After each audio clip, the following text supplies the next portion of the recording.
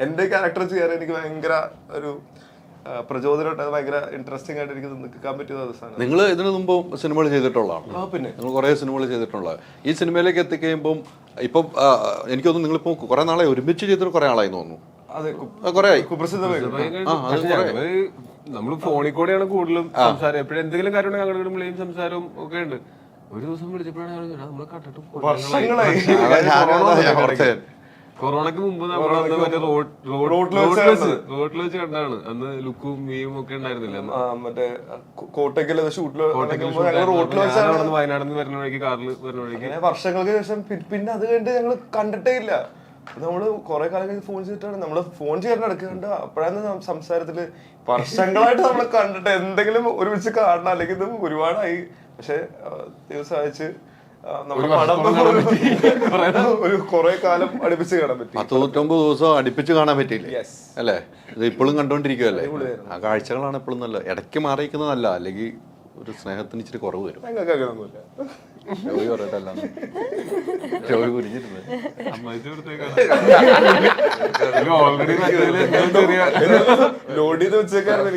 അല്ല, ഈ ടോബി പറഞ്ഞെടുത്തോളെ ഈ ബാലു പറഞ്ഞ ഈ കുടുംബത്തിലെ ഇത് എപ്പോഴും കണ്ടാൽ പ്രശ്നം വരും, അതൊന്നും എനിക്ക് തോന്നുന്നില്ല. പക്ഷെ കാണാതിരുന്നിട്ടും നമ്മൾ എവിടെ നിർത്തിയോ അവിടെ അത്രയും ഒരു അത്രയും കംഫർട്ടബിൾ ആണ് ഞങ്ങൾ നമ്മൾ സംസാരിക്കുന്ന സമയത്ത് പോലും. ഇത്ര കൊല്ലമായെന്നുള്ളത് നമ്മൾ മനസ്സിലാക്കാത്തതിന് കാരണം നമുക്കത് തോന്നാത്ത കാരണം കൊണ്ടാണ്. നമ്മൾ അങ്ങനെ ഒരു അകൽച്ച തോന്നാത്ത കാരണം കൊണ്ടാണ്. തീർച്ചയായിട്ടും. പിന്നെ ബാലു ഈ കുടുംബത്തിലെ ആളാണല്ലോ. ഈ കുടുംബത്തിലെ ലാലങ്ങളുടെ വീട്ടിലാണല്ലോ. ലാലങ്ങളുടെ സിനിമ ഉണ്ടല്ലോ. എങ്ങനെയാണ് മണിയടിച്ച് നിൽക്കണമെന്ന് നിങ്ങൾ പറയാം? അല്ല, എനിക്കറിയാം ഈ സിനിമ ഒന്ന് മാറിയിരിക്കണമല്ലോ, ഒന്ന് മാറ്റണില്ലോ എന്ന് ഓർക്കുമ്പോൾ എനിക്ക് അസുഖമാണ്. അല്ല, ഞാൻ ഡ്രൈവിംഗ് ലൈസൻസിൽ ഞാൻ ചെയ്തിട്ടുണ്ടായിരുന്നില്ല. സമാധാനമായ ഒരു ചെറിയൊരു ആശ്വാസം കിട്ടി, കുഞ്ഞ് ആശ്വാസം കിട്ടി. പിന്നെ അതിനൊരു സുഖം എന്ന് വെച്ച് കഴിഞ്ഞാൽ ഇപ്പൊ ജീൻചേട്ടനും ഞങ്ങള് ഒരുമിച്ച് ജനിച്ച് വളർന്ന ആൾക്കാരാണ്, ഒരുമിച്ച് വളർന്ന ആൾക്കാരാണ്. അപ്പോൾ ഈ സിനിമ സ്വപ്നം കാണുന്ന സമയം തുടങ്ങി നമ്മൾ ഒരുമിച്ചുണ്ട്. ഒരു മറ്റേ ചെറിയ വീഡിയോ ക്യാമറയില് ജീൻചേട്ടൻ സാധനങ്ങൾ ചെയ്യുമ്പോൾ അതിന്റെ പുറകെ ഉണ്ട്, ഞാനും ഉണ്ട് ജീൻചേട്ടൻ്റെ സാധനം ഷൂട്ട് ചെയ്യാനും. അപ്പോൾ അങ്ങനെ തുടങ്ങിയ ആൾക്കാരാണ്. അപ്പോൾ ജീൻചേട്ടൻ്റെ ഒരു സാധനം ആലോചിക്കുമ്പോൾ എന്റെ മുഖം പറഞ്ഞത് എനിക്ക് സന്തോഷമായിട്ട് എനിക്ക് തോന്നുന്നത്. സോ അതിന് എല്ലാ പടത്തിലും കൂടെ ഉണ്ടാവണമെന്ന് ആഗ്രഹമുണ്ട്. ഡ്രൈവിംഗ് ലൈസൻസിൽ ഒരെണ്ണത്തിൽ ചെയ്തില്ല, അവിടെ മാത്രമേ ഒന്ന് പറ്റി. അതെ, കാരണം നിങ്ങൾക്കൊരു സുഖം കിട്ടി, എനിക്കൊരു ആശ്വാസമായി. ഇതിനു വേണ്ടിട്ടാ ഇതിനു വേണ്ടി ഉത്തരം പറയാൻ വേണ്ടിട്ടാ ചെയ്യാതിരുന്നു.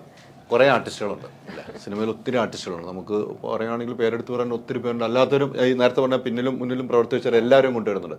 ഇത്ര ഒരു വലിയ ആർട്ടിസ്റ്റുകൾ പണ്ടൊക്കെ നമ്മൾ ഒത്തിരി ആളുകൾ കൂട്ടി സിനിമ ചെയ്യുമ്പോൾ നല്ല റിസ്ക്കാണ്. പക്ഷെ ഇപ്പോൾ അതൊക്കെ മാറി, ആ കാലഘട്ടങ്ങളൊക്കെ മാറി എന്ന് എനിക്ക് തോന്നുന്നു. അങ്ങനെയല്ല, ശരിക്കും പറഞ്ഞാൽ കുറെ ആർട്ടിസ്റ്റുകളെ ഒരുമിച്ച് ഒരു സിനിമയിൽ കൊണ്ടുവരാന്ന് പറയുമ്പോൾ അതിനകത്തൊരു റിസ്ക് എലമെന്റ് ഉള്ളതെന്ന് വെച്ചാൽ എല്ലാവരും തിരക്കുള്ള ആൾക്കാരൊക്കെ ആകുമ്പോൾ അവരുടെയൊക്കെ ഡേറ്റുകളൊക്കെ മാനേജ് ചെയ്ത് കൊണ്ടുപോവുക. പിന്നെ ഒരു മലയാള സിനിമയുടെ ഷൂട്ട് തുടങ്ങി കൃത്യസമയത്ത് തീരുക എന്ന് പറയുന്നത് തന്നെ എന്തൊരു ഭാഗ്യത്തിന്റെ അല്ലെങ്കിൽ എന്തൊരു അത്ഭുതമാണെന്നൊക്കെ തോന്നും. കാര്യം ഒരാൾക്ക് ഒരു പനി വരികയോ അല്ലെങ്കിൽ ഒരു പരിക്ക് പറ്റുകയോ ഒരു മഴ പെയ്യുകയോ കണ്ണു പോവുകയോ കാല് പറയുകയോ അല്ല, ഞാൻ പറയാം എന്തെങ്കിലും അങ്ങനത്തെ പരിക്കുകളൊക്കെ പറ്റുകയോ. അപ്പൊ ഈ സിനിമയ്ക്ക് തന്നെ അങ്ങനെ ഉണ്ടായിരുന്നു. ബാലുവിന്റെ ഒരു പരിക്ക് പറ്റിയിട്ട് നമുക്ക് കുറച്ച് ദിവസം ഒരു 1.5 2 ബ്രേക്ക് ചെയ്യേണ്ടി വന്നു. എനിക്ക് ഇച്ചിരി കാര്യമായിട്ട് പരിക്ക് പറ്റിയിട്ട് ഒരു മാസത്തോളം നമ്മൾ ബ്രേക്ക് ചെയ്യേണ്ടി വന്നു. അപ്പോൾ ഇതുപോലെ ഏതെങ്കിലും ഒരു ആർട്ടിസ്റ്റിന്റെ കാര്യം അത് നമ്മൾ ഫിസിക്കലി പ്രസന്റ് ആയിരിക്കേണ്ടതാണല്ലോ. നമുക്ക് വേറെ നമുക്ക് പരിക്കൊക്കെ പറ്റി കഴിയുമ്പോഴും നമുക്ക് വേറെ മെന്റലി ചെയ്യാവുന്ന ഇപ്പോൾ വേറെ എന്തെങ്കിലും വർക്കല്ലല്ലോ സിനിമയിലെ, നമ്മൾ ഫിസിക്കലി പ്രസന്റ് ആയിരിക്കണമല്ലോ. കുറേ ആർട്ടിസ്റ്റുകൾ ചെയ്യുന്ന സമയത്ത് എല്ലാവരുടെയും ആരോഗ്യവും എല്ലാവരുടെയും സൗകര്യവും നമ്മൾ നോക്കണമല്ലോ. അവർ വേറെ സിനിമയിൽ ചെയ്തുകൊണ്ടിരിക്കുകയായിരിക്കും, ആ സിനിമയിൽ ഇവിടെ വന്ന് ചെയ്യണം. ഇതിനിടയ്ക്ക് ആ സിനിമയിൽ വേറെ കണ്ടിന്യൂറ്റി ആയിരിക്കും. നമ്മളെ സിനിമ ഒരു 5-6 മാസത്തെ സ്പാനിൽ ഷൂട്ട് ചെയ്യുമ്പോൾ അവർ ഒന്നിലധികം സിനിമകൾ ചെയ്യുന്നുണ്ടാവും. അപ്പോൾ വേറെ കണ്ടിന്യൂറ്റി ആയിട്ടുണ്ടാവും നമ്മൾ പിന്നീട് ഷൂട്ട് ചെയ്യാനായിട്ട് വിളിക്കുന്ന സമയത്ത്. അപ്പോൾ ഇങ്ങനെ കുറേ പ്രശ്നങ്ങൾ ഉണ്ട്. അതൊക്കെ അതിജീവിച്ച്, പക്ഷെ അതൊക്കെ അതിജീവിച്ച് സിനിമകൾ ഇവിടെ സംഭവിക്കുന്നുണ്ട് എന്ന് പറഞ്ഞാൽ മലയാള സിനിമ അങ്ങോട്ടും ഇങ്ങോട്ടൊക്കെയുള്ള ആ ഒരു അഡ്ജസ്റ്റ്മെന്റ്സും ഒക്കെ ഉള്ളതുകൊണ്ടാണ് ഇത്ര സ്മൂത്ത് ആയിട്ട് നടക്കുന്നത്. ഇപ്പോൾ വേറൊരു സിനിമയുടെ ഡേറ്റിൽ ഇവിടെ ആ ആർട്ടിസ്റ്റിനെ കിട്ടിയാൽ നല്ലതായിരിക്കും എന്ന് പറയുമ്പോൾ അങ്ങോട്ട് വിളിച്ച് ചോദിക്കുന്ന സമയത്ത് അത് വിടാനും അതിനനുസരിച്ച് ഒരു ഗ്രാറ്റിറ്റ്യൂഡ് തിരിച്ചുണ്ടാവാനും അങ്ങനെയൊക്കെയാണ് മലയാള സിനിമയിൽ മാത്രമുള്ളൂ. എനിക്ക് അത്രയും ഒരു ഇത് എന്താ പറയാ വഴക്കൂടാതെ ഈ കാര്യങ്ങളെല്ലാം പറഞ്ഞു ഇല്ലാതെ നമുക്ക് ഒരു കാരണവശാലും ഇങ്ങനത്തെ ഒരു നമ്മൾ ഈ സഹകരണത്തിന്റെ അടിസ്ഥാനത്തിൽ പോകുന്ന ഒരു ഇൻഡസ്ട്രിക്ക് മുന്നോട്ട് പോകാൻ പറ്റില്ല. പക്ഷെ അതിവിടെ ഉണ്ട്, ആ സഹകരണം ഇവിടെ ഉണ്ട്. മഞ്ഞുമ്മലിന്റെ ഡേറ്റിന് വേണ്ടിയിട്ട് നടികർ നീട്ടി വെച്ചില്ലോ. മഞ്ഞുമ്മൽ ഷൂട്ട് ചെയ്യാൻ വേണ്ടിയിട്ട് ജിൻചേട്ടൻ ഡയറക്ടർ അവിടെയാണല്ലോ. അല്ല, ജിൻചേട്ടൻ അവിടെയാണ്, ഞാൻ അവിടെയുണ്ട്, ചന്തു അവിടെ ഉണ്ട്, എല്ലാവരും അവിടെയാണ്. അല്ല, അത് അങ്ങോട്ടും ഇങ്ങോട്ടും ഒരു ബന്ധങ്ങൾ കൊണ്ടൊക്കെ എളുപ്പമാണല്ലോ. പക്ഷെ ഇത് വേണം, ഇതുണ്ടെങ്കിൽ ഒരു സിനിമ ഉള്ളൂ. നമുക്ക് എല്ലാവരും ഈ പറഞ്ഞ പോലെ പല ഡേറ്റുകളായിരിക്കുമല്ലോ, ഒരു മാറ്റവും ഇല്ല. എന്താ വെച്ചാൽ നമ്മൾ ഇന്ന് ഇപ്പൊ നമ്മൾ ഒരുമിച്ച് സിനിമ ഒരെണ്ണം ചെയ്യുന്നു, അടുത്തൊരു സീസണിൽ ചിലപ്പോൾ നമ്മൾ രണ്ട് വ്യത്യസ്തമായിട്ടുള്ള സിനിമകളിലായിരിക്കും. അതിന്റെ അടുത്ത സിനിമയിൽ വരുന്ന സമയത്ത് നമ്മൾ വീണ്ടും ഒരു സിനിമയിലേക്കായിരിക്കും. അത് കാരണം കൊണ്ട് നമ്മൾ സിനിമയിൽ ഒരു കാരണവശാലും എന്താ പറയാ, ആ ഒരു സഹകരണം അങ്ങോട്ടും അപ്പുറത്തും ഇപ്പുറത്തുള്ള സിനിമകളും എല്ലാം തമ്മിൽ ഈ പറഞ്ഞ പോലെ അവിടെ ഷൂട്ടിംഗ് എങ്ങനെ പോകുന്നു ഇതെല്ലാം നമ്മൾ അറിയുന്നുണ്ട്. ഇപ്പൊ ഞാൻ തൃശ്ശൂർ അവിടെ ഷൂട്ട് ചെയ്യുമ്പോൾ തന്നെ തൃശ്ശൂർ വേറെ 2 പടത്തിന്റെയും കൂടെ ഷൂട്ട് കിടപ്പുണ്ട്.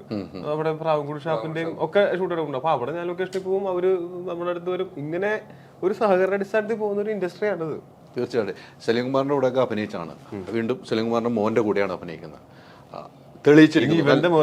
നല്ല തെളിയിച്ചിരിക്കുന്ന നല്ലൊരു ആക്ടറാണെന്ന് സിനിമയിലൂടെ തെളിയിച്ച വ്യക്തി തന്നെയാണ്. നമ്മളിപ്പോ ഉള്ളത് പറയുന്നത് തന്നെയാണ്, നല്ല ആക്ടറായിരുന്നു. നിങ്ങൾ തമ്മിൽ അഭിനയിച്ചതിനൊപ്പം എന്താണ് ഒരു ഉപദേശം അങ്ങനെ എന്തെങ്കിലും കൊടുത്തിരുന്നു?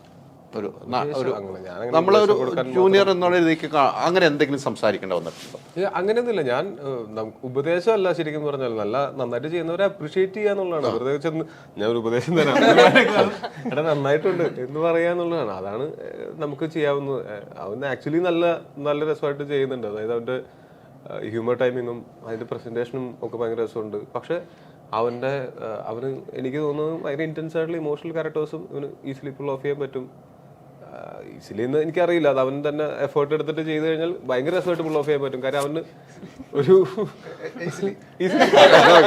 എന്നാൽ ഈസിലി പുൾ ഓഫ് ചെയ്യാൻ പറ്റും. കാര്യം അതല്ല, അത് ഞാൻ പറയാന്ന് വെച്ചാല് ഇവന്റെ കണ്ണില് ഉണ്ട് ഒരു സാഡ്നെസ് ഉണ്ട്. ആ സാഡ്നെസ് ഉള്ള കാരണം കൊണ്ട് ഇവന് ഇമോഷണൽ സാധനങ്ങൾ വൃത്തിക്ക് ചെയ്യാൻ പറ്റും.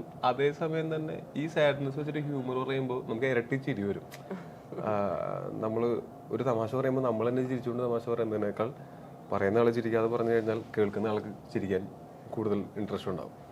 അപ്പൊ അത് ഭയങ്കര നല്ല ഫീച്ചേഴ്സാണ് അങ്ങനത്തെ രീതിയിൽ നോക്കുന്നത്. അല്ല, സലീംകുമാർ ചെയ്തു വെച്ചാൽ കഥാപാത്രങ്ങൾ നമ്മളെ കരയിപ്പിക്കുന്ന കഥാപാത്രങ്ങൾ, ചിരിപ്പിക്കുകയും ചെയ്യുന്ന കഥാപാത്രങ്ങൾ ചെയ്തിട്ടുണ്ട്. ഞാൻ ചെയ്തിട്ടുള്ള ആൻഡ് ഓസ്കർ ഗോസ്റ്റ് എന്നുള്ള സിനിമയിൽ പുള്ളിയുടെ അങ്ങനെ ഒരു ഹ്യൂമർ ക്യാരക്ടർ ആയിരുന്നില്ല, കുറച്ച് ഇമോഷണൽ ക്യാരക്ടറായിരുന്നു. ഞങ്ങൾക്ക് കുറച്ച് കോമ്പറ്റീഷൻ സീൻസും ഉണ്ടായിരുന്നു. അപ്പോൾ ഭയങ്കര രസമായിരുന്നു പുള്ളിയുടെ വർക്ക് ചെയ്യാനായിട്ട്. അപ്പോൾ ഷൂട്ടിൻ്റെ അല്ലാത്ത സമയത്തും ഞാൻ വെറുതെ ഞങ്ങൾ കുറേ കോമൺ ഇൻട്രസ്റ്റുകളുണ്ട്. അതായത് മീൻ കൃഷി അങ്ങനെ തുടങ്ങിയിട്ടുള്ള അങ്ങനത്തെ പരിപാടികളൊക്കെ ആണ് കൂടുതലും സംസാരിച്ചുകൊണ്ടിരിക്കുക. അങ്ങനത്തെ പുള്ളി താറാവ് മറ്റേ ഹാച്ചറി ഉണ്ടായിരുന്നു. എനിക്കതൊക്കെ ഭയങ്കര ഇൻട്രസ്റ്റ് ഉള്ള വിഷയങ്ങളൊക്കെ കേൾക്കാനാണെങ്കിലും ഓക്കെ. അപ്പോൾ അങ്ങനെ എനിക്ക് നല്ല അടുപ്പമുള്ള ഒരാളാണ്. ഇപ്പോൾ ഏറ്റവും റീസെന്റ് ആയിട്ട് തല്ലുമാലയിൽ ഒരുമിച്ച് അഭിനയിച്ചാണ്. തല്ലുമാലയിൽ ഒരുമിച്ച് അഭിനയിച്ചാണ്. ഡിജിറ്റൽ കാര്യങ്ങൾ ചൂസ് ചെയ്യുമ്പോൾ go the experts. Oxygen, digital expert.